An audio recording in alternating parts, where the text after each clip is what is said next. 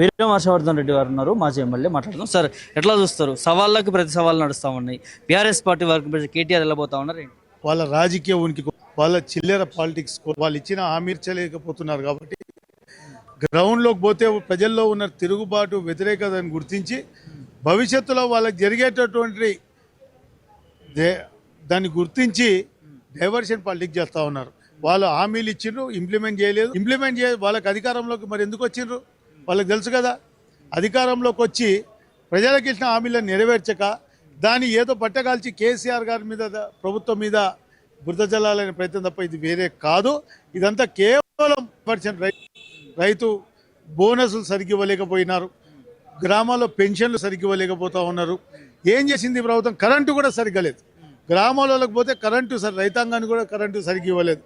వడ్లను కొనుగోలు చేసే పరిస్థితి లేదు. కాబట్టి ఇదంతా పూర్తిగా ఈ ప్రభుత్వం ఫెయిల్యూర్. ఇదంతా ప్రభుత్వం పూర్తిగా వైఫల్యం చెందింది. ఆ వైఫల్యం నుంచి ప్రజలను డైవర్షన్ చేసే కార్యక్రమం తప్ప ఇదేం కాదు. మంత్రి జూపల్లి కృష్ణారావు కూడా సవాల్ విసిరాడు కేటీఆర్కి, బీఆర్ఎస్ పార్టీకి. ఎట్లా చూస్తారు? దగ్గర పెంటపల్లి సొసైటీ అని ఒక సొసైటీ ఉంది బ్రదర్. ఆ సొసైటీలో రుణమాఫీ కావాలి. రమ్మని చెప్తున్నా కృష్ణారావు గారిని. మేము చెప్తా ఉన్నాం, కొల్లాపూర్ అంబేద్కర్ చౌరస్తాలో చర్చకు సిద్ధం. నీవేం అభివృద్ధి చేసినాం, మేమేం అభివృద్ధి చేసినాం, అప్పుల మీద, అభివృద్ధి సొసైటీ మీద, అక్కడ ఉన్న రైతాంగం వడ్ల కొనుగోలు మీద, అన్నిటి మీద జూపల్లి కృష్ణారావుకి అంత సీన్ లేదు, అంత సినిమా లేదు. తెలంగాణ భవన్కి ముట్టడించబోతున్నాం అనేది జూపల్లి కృష్ణారావు ఇక్కడ రాబోతా ఉన్నాను. నాకు ఇందాక ఎవరో మిత్రులు చెప్తా ఉన్నారు కమిషనర్ గారు ఎంచుకున్నారని. ఒక మంత్రిని అవసరం చేస్తారు జీవన్ రెడ్డి గారు. బీఆర్ఎస్ పార్టీ భయపడుతుందా సవాళ్ళకి? ఎప్పుడైనా ఎందుకు భయపడుతుంది? గతంలో కొడంగల్లో సేవర్ విషిండు రేవంత్ రెడ్డి. ఓడిపోతే రాజీనామా చేస్తా, రాజకీయ సన్యాసం చేసుకుంటానని తీసుకున్నాడా? గతంలో జిహెచ్ఎంసీలో నువ్వు సీట్లు గెలవు, 10 గెలిస్తే రాజకీయ సన్యాసం తీసుకుంటాను కేటీఆర్తో ఛాలెంజ్ చేసిండు. ఓడిపోయిండు, 99 సీట్లు గెలిచినాం, సన్యాసం తీసుకోలే.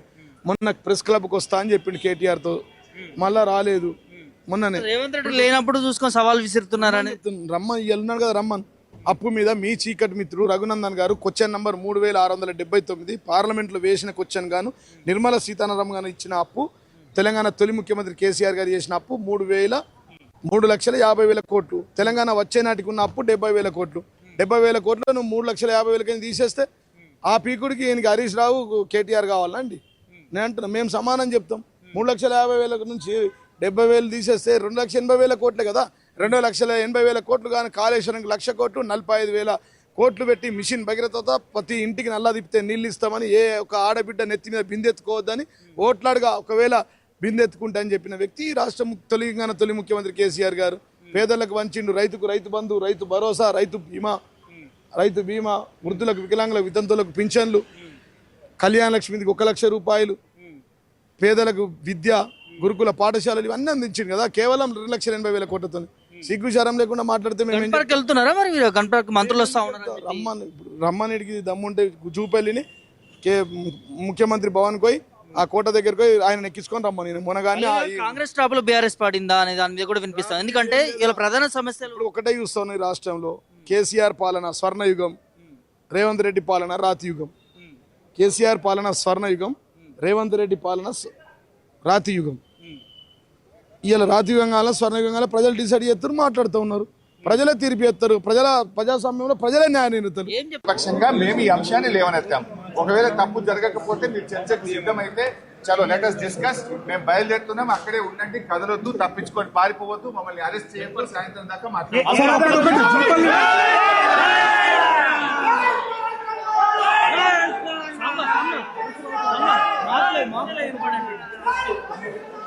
పెడతాం. అది కట్ చేయి.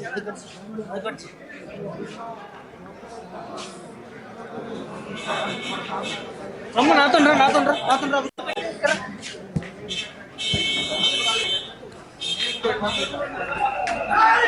మాట్లాడుతున్నా.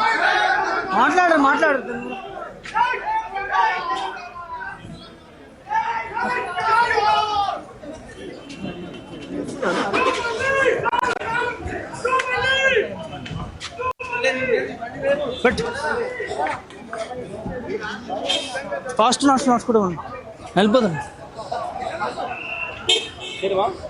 కానీ but Harish Rao Gun Park బయలుదేరుతా ఉన్నారు. సవాళ్ళకి ప్రతి సవాళ్ళకి సంబంధించి కూడా ఇప్పుడు చూస్తూ ఉన్నాము.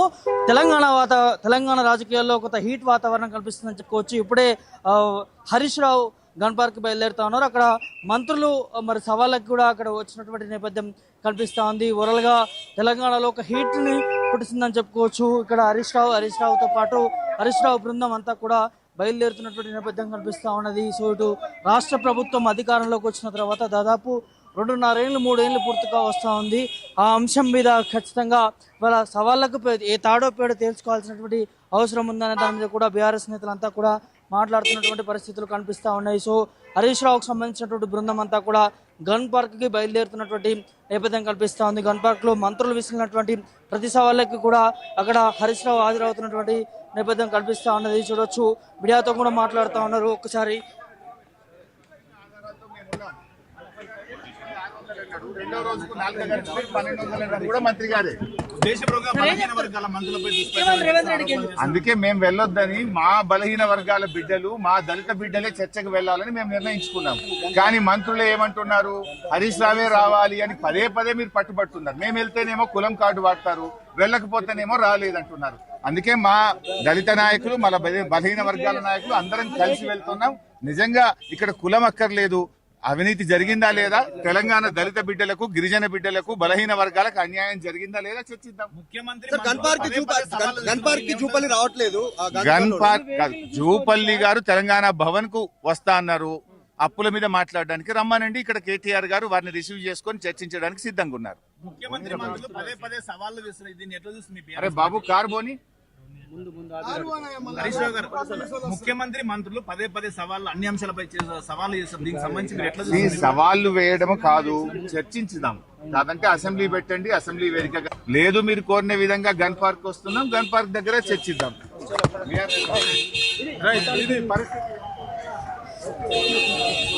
హరీష్ రావు గారు టోటల్ గా హరీష్ రావు మాత్రం గన్ పార్క్ వెళ్తున్న పరిస్థితి కనిపిస్తా ఉంది. ఏదైతే గురుకులాలకు సంబంధించి చర్చకి అక్కడ వారు వెళ్తున్న పరిస్థితి కనిపిస్తుంది. తెలంగాణ భవన్ లో కేటీఆర్ గారు ఉన్నారు. కేటీఆర్ కి సంబంధించి ఇక్కడ జూపల్లి కృష్ణారావు గారు అప్పులకి సంబంధించినటువంటి వస్తా అని చెప్పి సవాల్ విసరడం జరిగింది. ఆ నేపథ్యంలో కేటీఆర్ వర్కింగ్ ప్రెసిడెంట్ ఎవరైతే ఉన్నారో కేటీఆర్ తను ఇక్కడ తెలంగాణ భవన్ లో అవైలబుల్ గా ఉంటారు, ఇక్కడికి రావచ్చు, ఇక్కడ తేల్చుకుందాం అనే దాని మీద మాట్లాడుతూ ఉన్నారు. సో ఇప్పుడు హరీష్ రావు అంటే అదేవిధంగా హరీష్ రావు బృందం అంతా కూడా గన్ పార్క్ కి బయలుదేరుతున్న పరిస్థితి కనిపిస్తా ఉంది. కొంత ఇదంతా వాతావరణం కూడా హీట్ను పుట్టిస్తా ఉన్నది. ఏం జరగబోతాం తెలంగాణలో, ఒక్కసారిగా ప్రశాంతంగా ఉన్నటువంటి వాతావరణం అంతా కూడా ఇప్పుడు హీట్ను పుట్టించడానికి గల కారణాలు ఏంటి అనే దాని మీద కూడా పెద్ద ఎత్తున చర్చకు దారితీస్తున్నటువంటి పరిస్థితి కనిపిస్తా ఉంది. ముఖ్యంగా గురుకులకు సంబంధించి కూడా వారంతా కూడా మాట్లాడుతాను. ఒకసారి అన్న ఎట్లా చూస్తారు, 1 minute ఏం చెప్తారు? ఇవాళ కాకి లెక్కలతోటి ఉన్నది కాంగ్రెస్ ప్రభుత్వము కాబట్టే మేము అసలు వాస్తవాలు చెప్తానంటే భయపడి కావాలని ఇప్పుడు వెళ్ళేటోళ్లను చర్చకు సిద్ధమని చెప్తే సిద్ధమని చెప్పినాక కూడా మళ్ళీ పోలీసులు అడ్డుకోవడం ఏంది? మీకు దమ్ముంటే ఇలా ఆధారాలతో సహా మేము వస్తున్నాం. మా మాజీ మంత్రివర్యులు హరీష్ రావు గారు, మా కేటీఆర్ గారు ఇక్కడ రెడీగా ఉన్నారు. మీకు దగ్గర ఆధారాలు ఉంటే తీసుకొని వచ్చి చర్చ పెడదాము. సో కాబట్టి ఇలా మేము చేసింది ఏంటి అభివృద్ధి, మీరు చేసిన అభివృద్ధి ఏంది? మరి మీరు చేసిన 4,20,000 కోట్లు అప్పు చేసి మీరేం చేసిరు ఈ రాష్ట్రానికి? ఇలా నిమిషానికి 32 లక్షలు, గంటకు 19 కోట్లు, రోజుకు 466 కోట్లు, నెలకు 14,000 కోట్లు, సంవత్సరానికి 1,68,000 కోట్లు, 2.5 సంవత్సరాల్లో 4,20,000 కోట్లు అప్పు చేసిండ్రు. ఒక ప్రాజెక్టు కట్టినరా, ఒక రిజర్వాయర్ నిర్మాణం చేసిండ్రా, ఒక బిల్డింగ్ కట్టినరా? ఏం కట్టినరా? 4,20,000 కోట్లు అప్పు చేసిండ్రు. కాబట్టి ఇలా మేము చేసిన అప్పు కేంద్ర ప్రభుత్వమే లెక్కలతో సహా చెప్పింది 3,50,000 కోట్లు. కాబట్టి మీరు తప్పించుకోవడానికి చేస్తున్న ప్రయత్నం తప్పితే వాస్తవం లేదు. హరీష్ రావుని అడ్డుకుంటా ఉన్నారు పోలీసులు అంతా కూడా. ఎక్కడి నుంచి వెళ్ళి కూడా తెలంగాణ భవన్ ముందు నుంచి కూడా పోలీసులు మొత్తం కూడా అడ్డుకునే ప్రయత్నాలు జరుగుతూ ఉన్నాయి. సో ముందు చూడొచ్చు, పోలీసులంతా కూడా అరెస్ట్ చేయడానికి రంగం మొత్తం సిద్ధం చేసినట్టుగా పరిస్థితి కనిపిస్తా ఉంది. ఓవరాల్ గా తెలంగాణ భవన్ చుట్టూ అంతా కూడా కొంత ఉద్రిక్తత పరిస్థితి నెలకొందని చెప్పుకోవచ్చు. బీఆర్ఎస్ నేతలంతా కూడా అడ్డుకుంటా ఉన్నారు. అడ్డుకున్నటువంటి పోలీసులని సవాళ్ళకు వెళ్తున్నప్పుడు ఎందుకు అడ్డుకుంటారనే దాని మీద వారంతా కూడా ఇక్కడ బైఠాయించి ధర్నా చేస్తున్నటువంటి పరిస్థితులు కూడా కనిపిస్తా ఉన్నాయి. సో చూడొచ్చు, మహిళా బీఆర్ఎస్ నేతలందరినీ కూడా అరెస్ట్ చేసిన పరిస్థితి కనిపిస్తా ఉన్నది. ఒకసారి సవాలు విసిరిండ్రు. ఈ కాంగ్రెస్ ప్రభుత్వానికి వస్తలే, మేము ధైర్యంగా ముంగడికి వస్తున్నాం కదా, మళ్ళీ మీకెందుకు చేతనైతే లేదు? అంత భయపడేటోళ్ళు సవాళ్ళు ఎందుకు విరవాలా? మీరు సవాలు ఎదుర్కొనే సత్తా ఉంటేనే సవాళ్ళు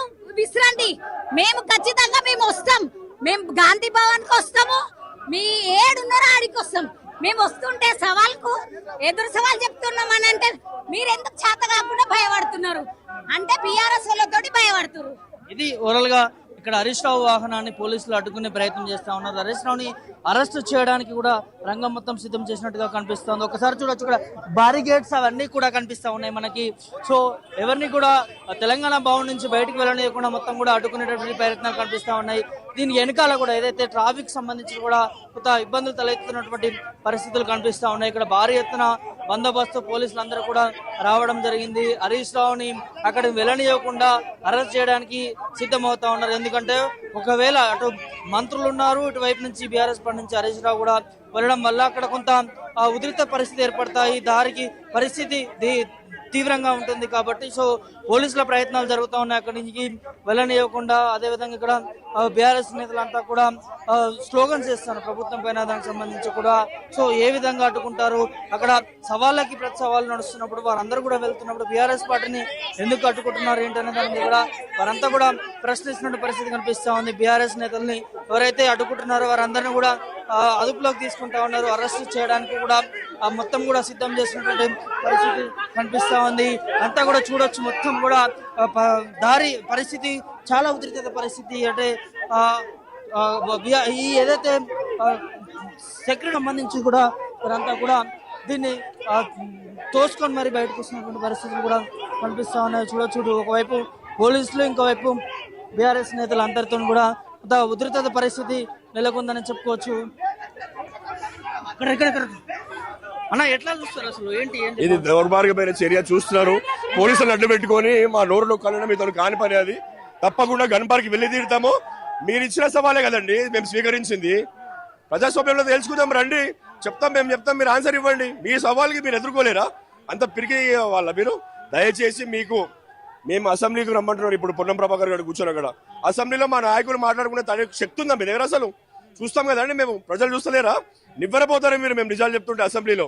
ఇది దుర్గారమైన చర్య. తప్పకుండా గన్ పార్క్ వెళ్తాము, వాళ్ళ సవాల్ స్వీకరిస్తారు. పోలీసు కూడా ఎట్లా అయిపోయినారు అంటే కాంగ్రెస్ కార్యకర్తలుగా మారిపోయినారు, వాళ్ళ తొత్తుల్లా మారిపోయినారు. ఎన్నటికీ ఒకటే రోజులు ఉండవు, వాళ్ళు గమనించాలి. వచ్చేది మా ప్రభుత్వమే, అప్పుడు ఎవరెవరినో అన్ని నోటు చేసుకొని పెట్టుకుంటాము. ఏందండి ఈరోజు మంత్రులేమో ప్రెస్ లా సవాల్ విస్తున్నారు. ప్రతిపక్ష నాయకుడిగా బీఆర్ఎస్ పార్టీ నాయకులుగా మేము వెళ్తా అంటున్నాము. భవన్కి వస్తా అంటే రమ్మన్నాము, లేదు గన్ పార్క్ అంటే పోతా అంటున్నాం. తప్పేముంది అందులో? ప్రజాస్వామ్యంలో ప్రజలకు నిజం తెలియద్దా? మీరు అసెంబ్లీ అని ఇప్పుడు అంటున్నారు కూర్చొని ప్రెస్ మీట్ దగ్గర. అసెంబ్లీలో మా నాయకులు మాట్లాడుతున్న తట్టుకునే శక్తి ఉంది అసలు మీ దగ్గర?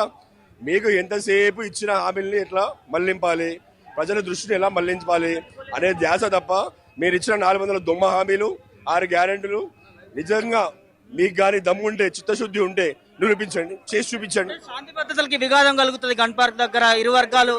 ఎందుకైతే కొత్త ఈ రోజు ఏమన్నా దేనికి వెళ్తున్నాం మేమేమన్నా? మీరు ఇచ్చిన సవాలు స్వీకరించి వస్తున్నాం. తప్పేముంది అందులో? ప్రశ్నించడానికే వస్తున్నాం కదా. ప్రశ్నించడానికి ఎక్కడికైనా వెళ్ళొచ్చు, ఎక్కడికైనా రావచ్చు. అందులో మీరు విసిరిన సవాలు కదండి. మా నాయకుడు ఒప్పుకుంది ఏంది? మీరే విసిరిన సవాళ్ళు.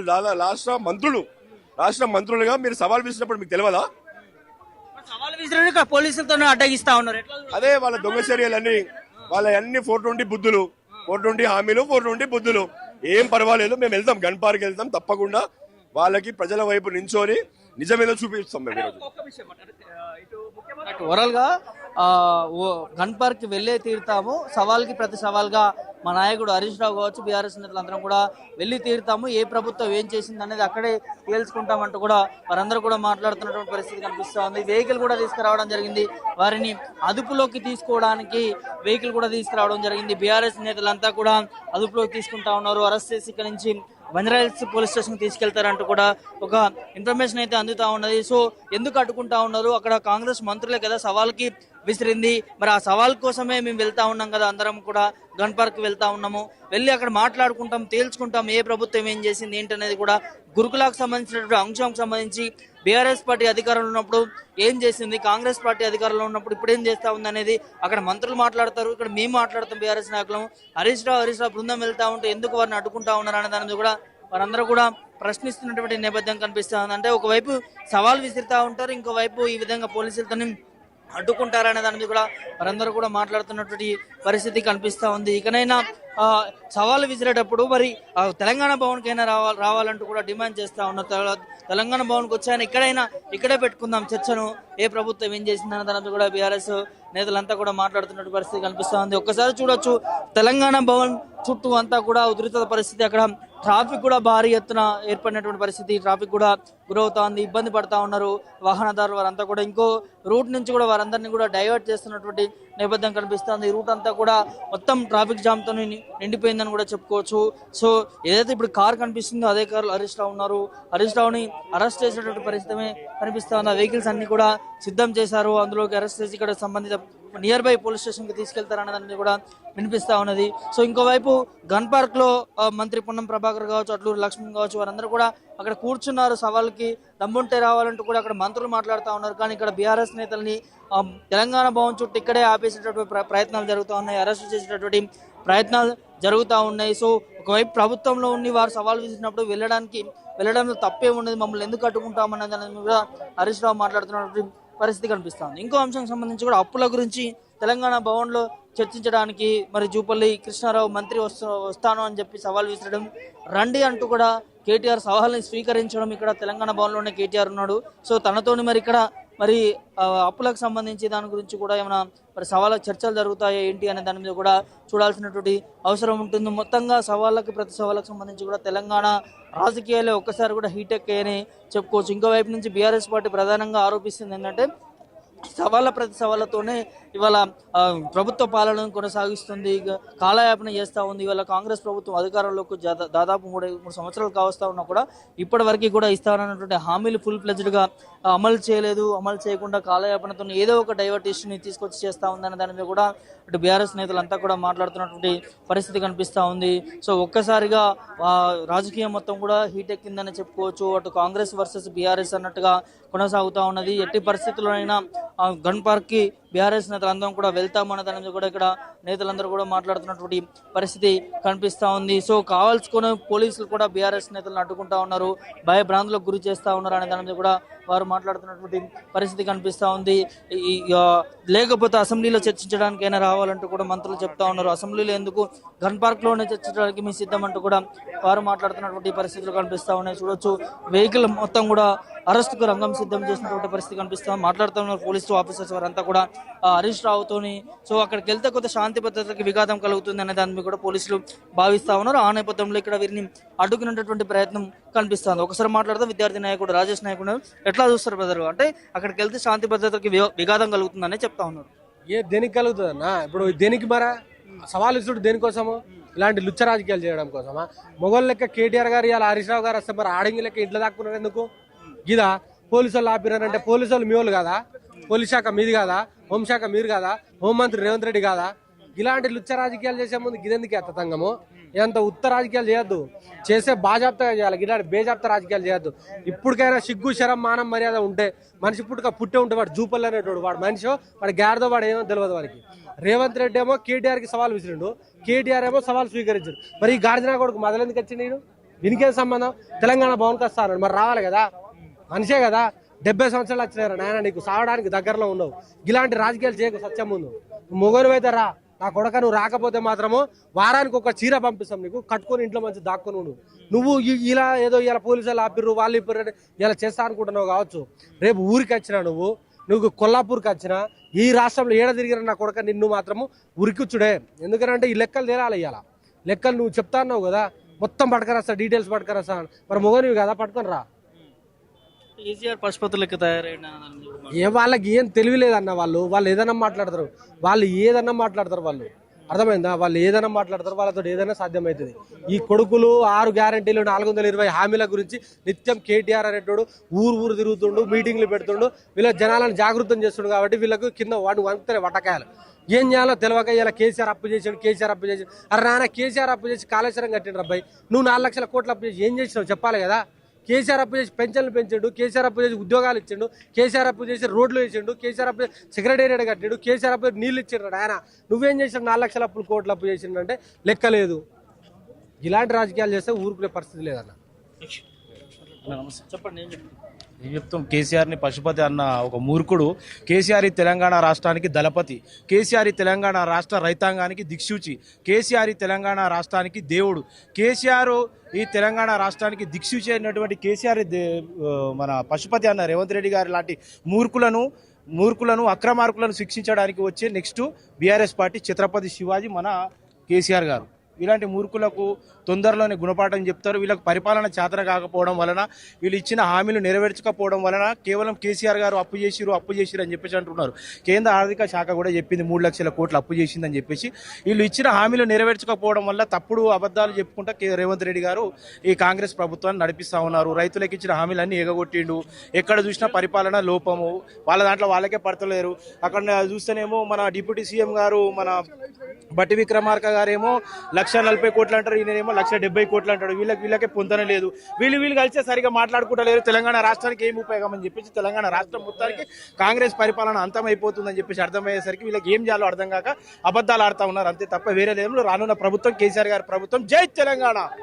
వరల్గా ఇక్కడ ఇప్పటికీ కూడా అదుపులోకి తీసుకోలేని పరిస్థితి కనిపిస్తా ఉంది. అంతా కూడా కొంత ఈ చుట్టుపక్కలంతా కూడా ఘర్షణ వాతావరణం కనిపిస్తూ ఉంది. బీఆర్ఎస్ నేతలు కూడా అరెస్ట్ చేయడానికి వీల్లేదంటూ కూడా వారందరూ కూడా నిరసన తెలుపుతున్న పరిస్థితి కనిపిస్తూ ఉంది. హరీష్ రావు